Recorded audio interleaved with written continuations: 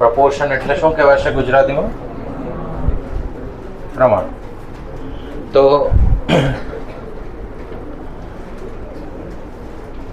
Title આપો પહેલા. Proportion બ્રેકેટમાં લખવાનું પ્રમાણ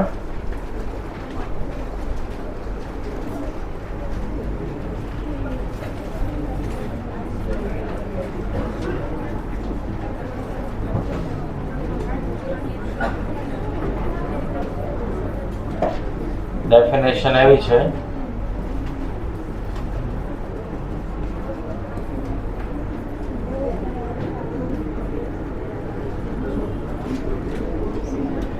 an equality between two ratio is known as proportion. An equality એટલે સરખામ, ઇક્વલ હોવું. Inequality between two ratio is known as proportion. એટલે A જેમ B બરાબર C જેમ D. કેટલા રેશિયોની સરખામણી થઈ? 2. તો જો A જેમ B બરાબર C જેમ D લખી શકાતું હોય તો કોનું નિર્માણ થયું? 2 રેશિયોની સરખામણી થઈ અને કોનું નિર્માણ થયું? પ્રપોર્શનનું થયું. રેશિયોના કેટલા ટર્મ હતા? 2. First term, second term. પ્રપોર્શનને કેટલા ટર્મ આવશે? 4. First, second, third, fourth. એના કોઈ સ્પેસિફિક નામ નથી. ક્રમ પ્રમાણે આપણે એને શું બોલીએ છીએ? First term, second term, third term, fourth term. Clear? સીધી સરળ ડેફિનેશન છે. 2 રેશિયોને કમ્પેર કરો, મતલબ સરખાવો. સરખાવવા માટે નિશાનીનો ઉપયોગ થાય ઇક્વલ ટુ. 2 રેશિયો વચ્ચે ઇક્વાલિટી કરી દેશો, ઇક્વલ ટુની નિશાની કરશો એટલે પ્રપોર્શન બનશે. પ્રપોર્શન ના ટોટલ ટર્મ કેટલા? 4. First term, second term, third term, fourth term. અહીંયા અનુક્રમે ABCD. A એટલે ફર્સ્ટ ટર્મ, B એટલે સેકન્ડ ટર્મ, C એટલે થર્ડ ટર્મ અને D એટલે ફોર્થ ટર્મ. Total terms 4. 4 માંથી કોઈ 3 ટર્મ આપેલા હોય તો ચોથો ટર્મ મેળવી શકાય. બરાબર? આપણે થિયરી જ્યારે લખશો ત્યારે કન્ડિશન આવી આવશે કે જો A બરાબર B, A જેમ B બરાબર C જેમ D હોય તો પહેલું A ની વેલ્યુ લખાશે B into C divide by D. જો A જેમ B બરાબર C જેમ D તો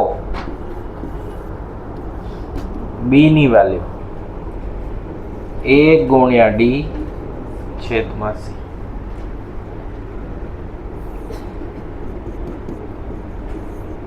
જો A જેમ B બરાબર C જેમ D તો ત્રીજું C બરાબર AD ના છેદમાં B. અને તો ચોથું D બરાબર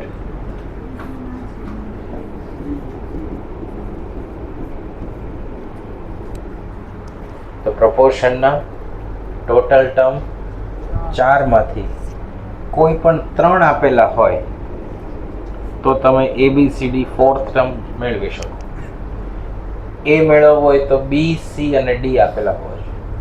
B મેળવવો હોય તો A, C અને D. એવી રીતે C મેળવવો હોય તો A, B અને D અને D મેળવવા હોય તો A, B, C. ક્લિયર? આ બધી એની લાક્ષણિકતાઓ છે. શું કહેવાશે? લાક્ષણિકતાઓ. ઇંગ્લિશમાં બોલાશે પ્રોપર્ટીઝ ઓફ પ્રપોર્શન. શું બોલાય? Properties of proportion. અહીંયા પ્રોપર્ટીઝ એટલે મિલકત નહીં કે પ્રપોર્શનની પાસે આટલી મિલકત છે એવું નહીં થાય. પ્રોપર્ટીઝ ઓફ પ્રપોર્શનનો મિનિંગ શું થશે? પ્રપોર્શનની લાક્ષણિકતા. 4 થયા. ફિફ્થ, પાંચમું, ચોકડી ગુણાકાર. A ગુણ્યા D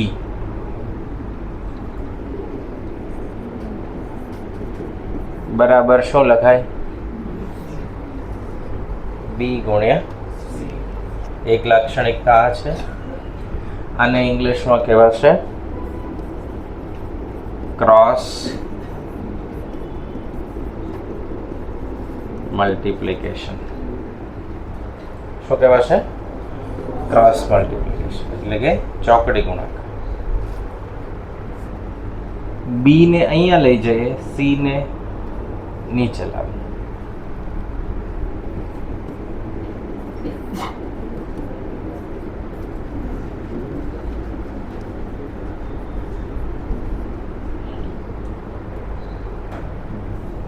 આ 6 જે લખ્યા એ બધા માટે મુખ્ય બેઝ કયો? આ. જો એ જેમ બી બરાબર સી જેમ ડી હોય તો આ 6 વસ્તુ થાય. પહેલા શું હોવું જોઈએ? એ જેમ બી બરાબર સી જેમ ડી હોય તો આ 6 લાક્ષણિકતાનું પાલન થાય. બરાબર? તો પહેલા 6 લખીએ અને તમારી બુકમાં પેજ નંબર 1.8 ખોલો.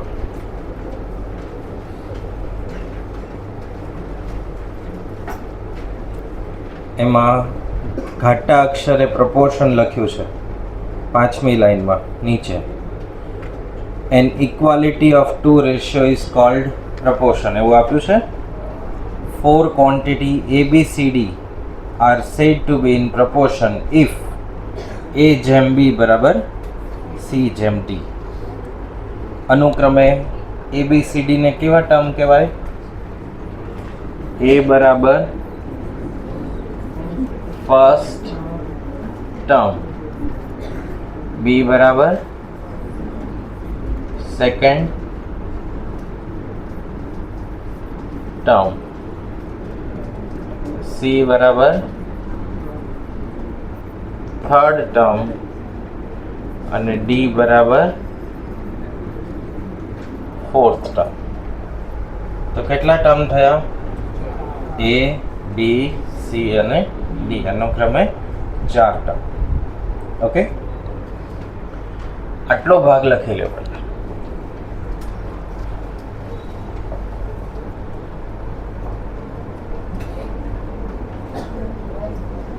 આજે કેટલા વાગ્યા સુધીનો ટાઈમ છે? ઓકે,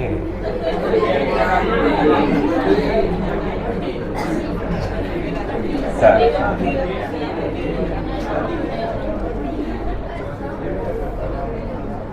લાસ્ટ લેક્ચરમાં શું હોમવર્ક આપ્યું હતું? નહીં નહોતો આપ્યો.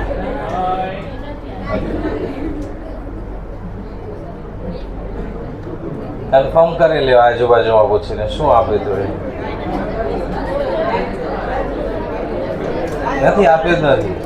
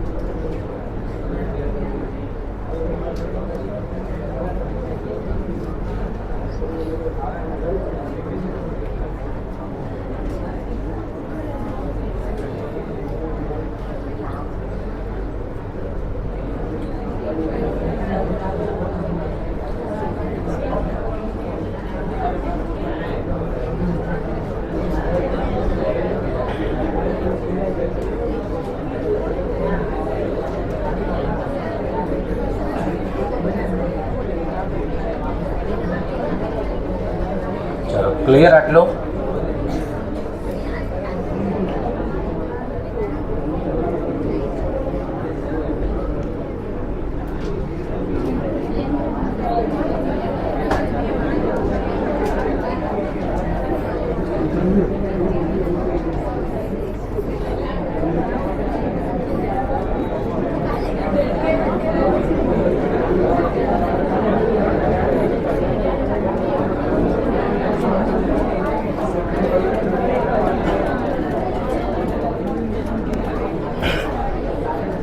चलो पेज नंबर 1.10 खोलो।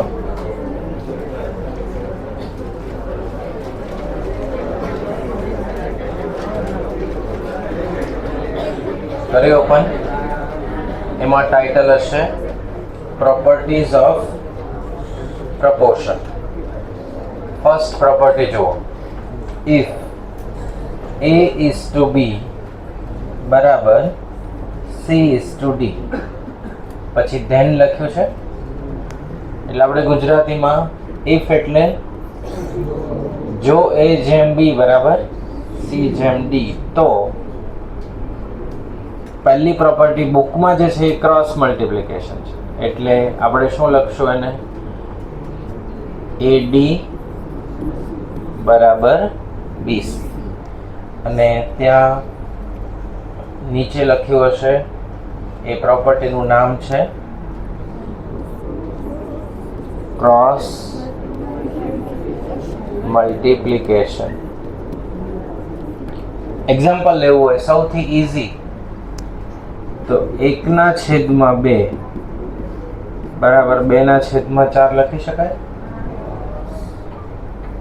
તો આ નિયમ પ્રમાણે 1 into 4 is equal to 2 into 2 4 થવાના બંને 4 is equal to 4 A true false પ્રમાણે કેવું વિધાન કહેવાશે? સાચું વિધાન કહેવાશે. તો એનાથી નક્કી થયું કોન્સ્ટન્ટ નંબર મૂકવાથી કે જો A જેમ B બરાબર C જેમ D હોય તો આપણે AD બરાબર BC લખી શકીએ. એક લાક્ષણિકતા પૂરી જેનું નામ શું છે? Cross multiplication. સેકન્ડ, જો આવું હોય તો જે ત્રીજું ટર્મ છે એ બીજાનું સ્થાન લઈ લેશે એટલે કે બી નું સ્થાન અને સી ની જગ્યાએ તો શું લખાશે? A જેમ C બરાબર B જેમ D. ચલો લાક્ષણિકતા નંબર 2 વાંચો. એક ડાર્ક બોક્સ કરેલું હશે if A is to B બરાબર C is to D એટલે જો આવું હોય તો બીજી લાક્ષણિકતા શું છે? A જેમ C બરાબર B જેમ D. એનું શું નામ આપ્યું છે? બ્રેકેટમાં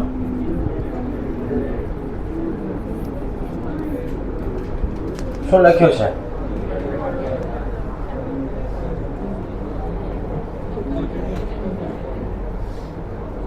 પ્રોનાઉન્સિએશન શું થાય એનું? અલ્ટરનેન્ડો. બરાબર, સ્થાન બદલ્યા. બી નું સ્થાન જ્યાં હતું ત્યાંથી ચેન્જ કર. આપણે કોન્સ્ટન્ટ નંબર પ્રમાણે આવું લખાય 1/2 બરાબર 2/4. બે સ્થાન અહીંયાથી અહીંયા ફેરવો કાને આમ લઈ જાઓ. પ્રપોર્શન બદલાશે, બંને કેવા રહેશે? એક સમાન. થર્ડ,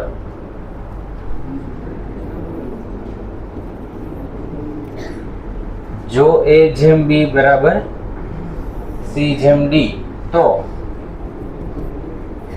A વત્તા B છેદમાં B C વત્તા D છેદમાં D.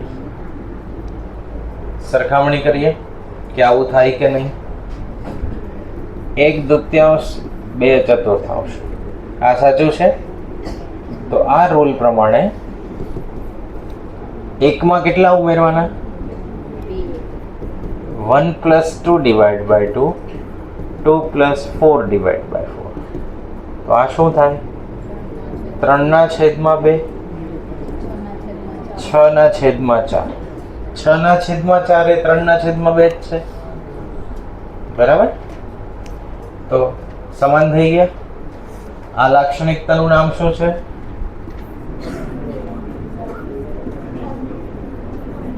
કોમ્પોનેન્ટો. શું નામ છે? કોમ્પોનેન્ટો. ફોર્થ, ચોથી લાક્ષણિકતા, જો A જેમ B બરાબર C જેમ D તો બાદબાકી શું? A માઇનસ B છેદમાં B બરાબર આવું લખી શકાય. આવી લાક્ષણિકતા છે. સરખામણી કરીએ. 1/2 બરાબર 2/4. 1 માંથી 2 ગયા અને 2 માંથી 4 ગયા. તો કમ્પેરિઝન કરીએ. 1 માઇનસ 2 કેટલા થવાના? 2 માંથી 4 જાય તો -2/4 એ -1/2 છે. આ લાક્ષણિકતાનું શું નામ? ડિવિડેન્ડો.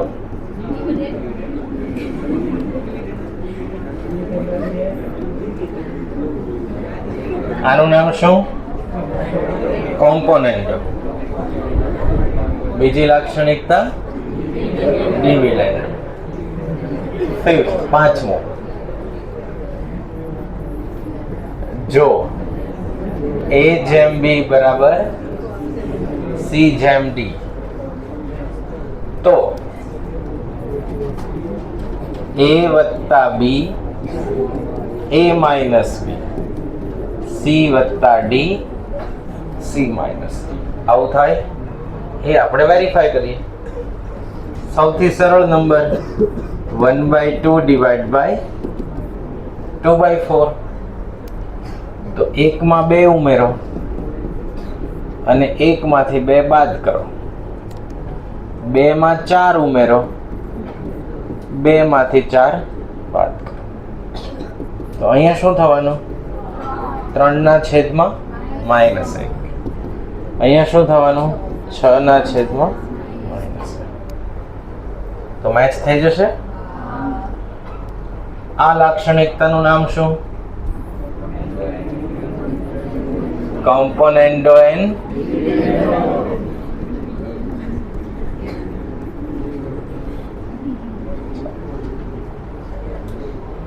સૌથી પહેલું ક્રોસ મલ્ટીપ્લિકેશન, પછી અલ્ટરનેટ. એમાં શું ફરક થાય? ખાલી સ્થાન બદલાય. એડ કરવાનું કોમ્પોનેન્ટ, માઇનસ કરવાનું અંશમાં પ્લસ છેદમાં માઇનસ, બંને સાથે કોમ્પોનેન્ટો એન્ડ ડિવિડેન્ડ. પછી એનું રિવર્સની કોઈ લાક્ષણિકતા નથી કે અંશમાં માઇનસ હોય ને છેદમાં પ્લસ હોય તો ચાલો ડિવિડેન્ડો પહેલા લખી દઈએ અને કોમ્પોનેન્ટો પછી લખી દઈએ. એવું કંઈ આપણે જાતે ડેવલપમેન્ટ કરવું નહીં. બરાબર? ચાલો અહીંયા સુધી ક્લિયર. 1.10 પર આપણે કેટલી લાક્ષણિકતા જોઈ? ટોટલ 6. એનું ટાઇટલ શું છે? Properties of proportion. ક્લિયર? એના પછી આપણે 7th પ્રોપર્ટીઝ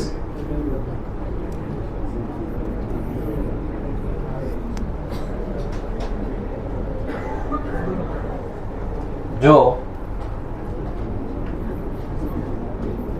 A જેમ B બરાબર C જેમ D E જેમ F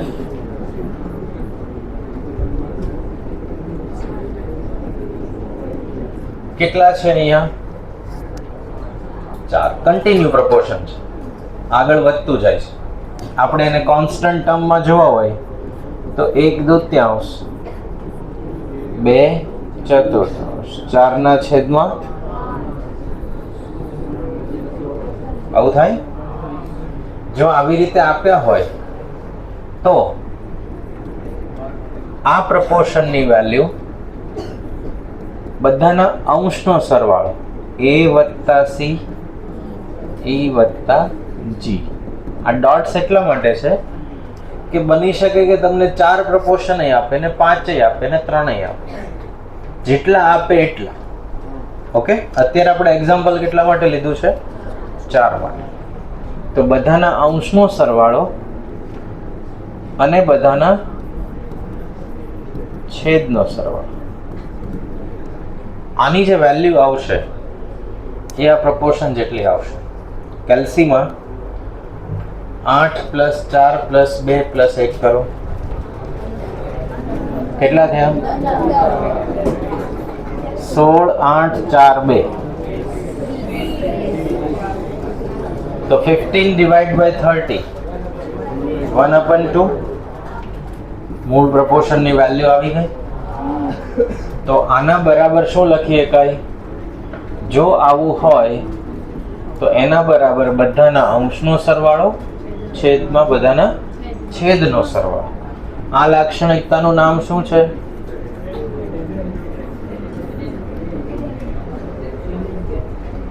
ઓકે, અને 8 આનો સરવાળો કરશો એટલે 15/30 આવશે. સેમ આના માટે તો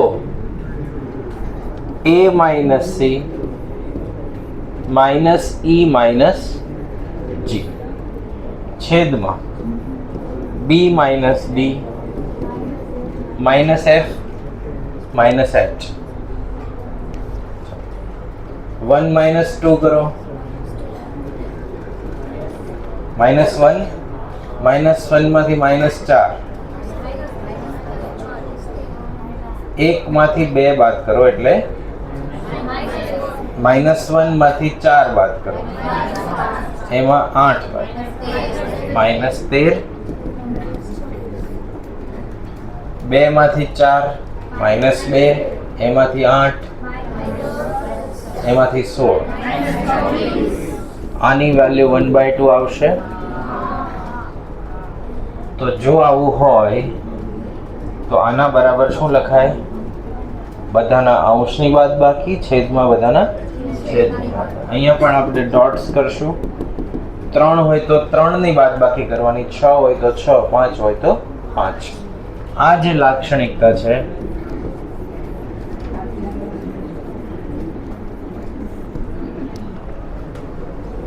સબટ્રેહેન્ડો. શું બોલા છે? સબટ્રેહેન્ડો. બહુ બધા દંડા આવ્યા.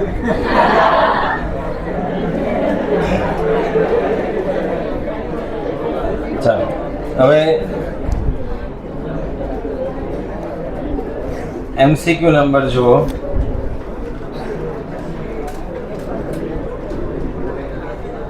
વીસમો જુઓ, 20 અને 21. 20માં શું આપ્યું છે? P/Q બરાબર R/ એના બરાબર P માઇનસ છેદમાં. તો આ લાક્ષણિકતાને શું કહેવાય? શું આવશે? બરાબર, ટીક કરી દો જે આન્સર હોય તે. પછી બીજો ક્વેશ્ચન કયો કીધો તો? 21. એમાં શું લખ્યું છે? એક કન્ડિશન શું છે? ઇફ બરાબર then a plus b a minus c minus d. શું આન્સર આવશે? અંશમાં સરવાળો છેદમાં બાદબાકી. તો કોમ્પોનેન્ડો એન્ડ ડિવિડન્ડો. ઓકે, ચાલો પાછલા પાના પર 1.14 ખોલો. એમાં ક્વેશ્ચન 28 જુઓ.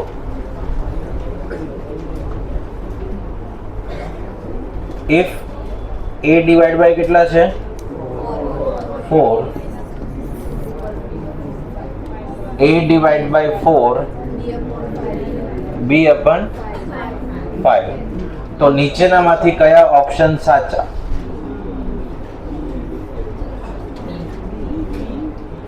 બી ઓપ્શન સાચો પડે. અંશમાં સરવાળો છેદમાં બાદબાકી. તો કઈ લાક્ષણિકતા તમે પસંદ કરી? કોમ્પોનેન્ડો એન્ડ ડિવિડન્ડો. ક્લિયર? ચાલો પછી જુઓ ક્વેશ્ચન 19 શું આપ્યું છે? x છેદમાં if આવું હોય then તો y upon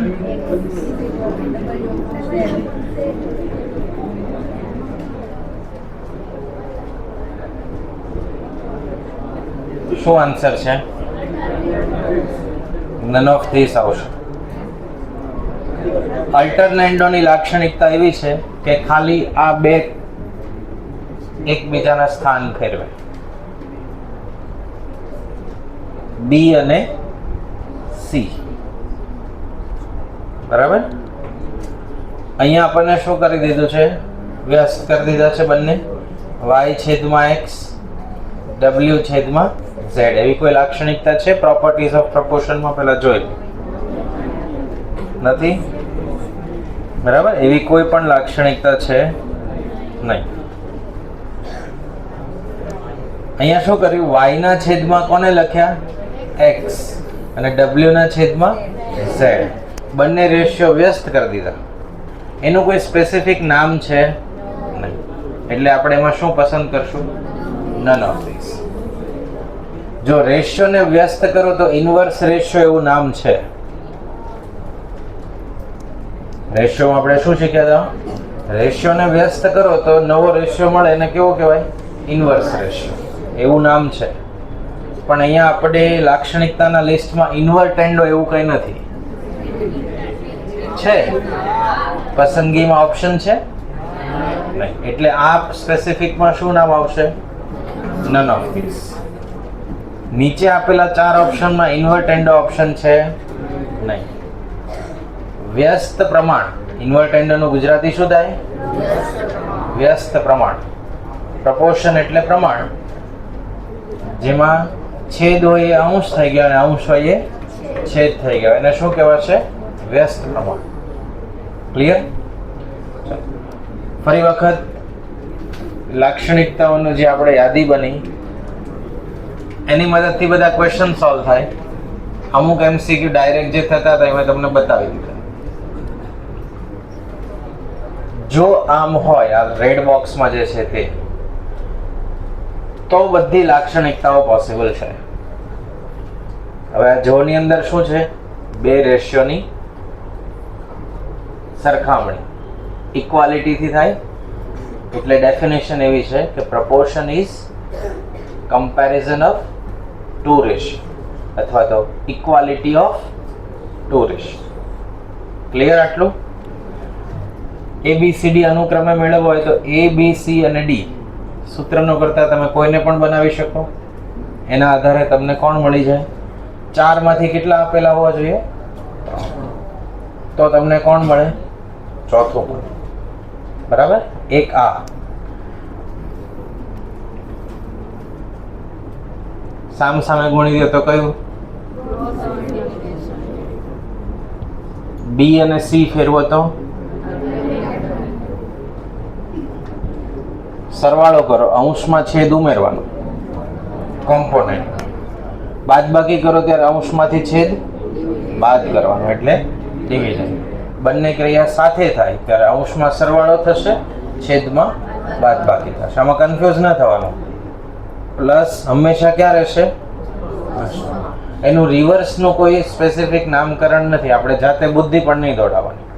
કે કોમ્પોનેન્ટો પ્લસ હોય તો પહેલાં લખીએ છીએ અને માઇનસ હોય તો પછી લખીએ, તો હવે ઊંધું લખીએ નહીં.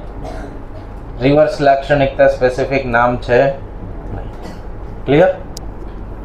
એ બે કમ્બાઈન, પછી એડ કરવાનું અને સબટ્રેક્ટ કરવાનું, બાદબાકી અને સરવાળો, અને લાસ્ટમાં ઇન્વર્સ કરવાનું. જો A જેમ B બરાબર C જેમ D, તો B ના છેદમાં A, C ના છેદમાં D.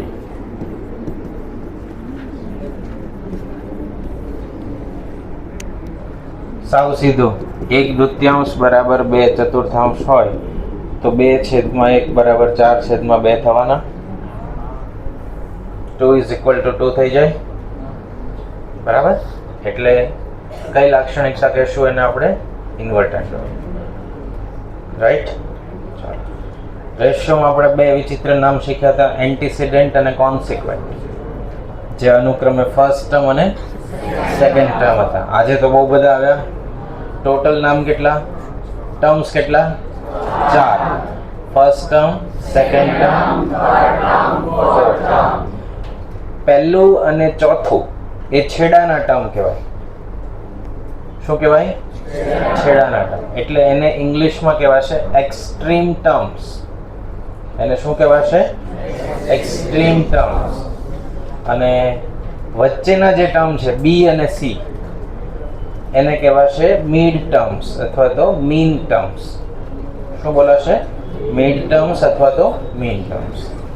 હવે હું તમને સ્કેનર શેર કરું છું. તમે QR કોડની PDF મેળવીને તમારી બુકમાં આજે જે આપણે લખ્યું છે ત્યાં સુધી બધાએ કમ્પ્લીટ કરીને આવો.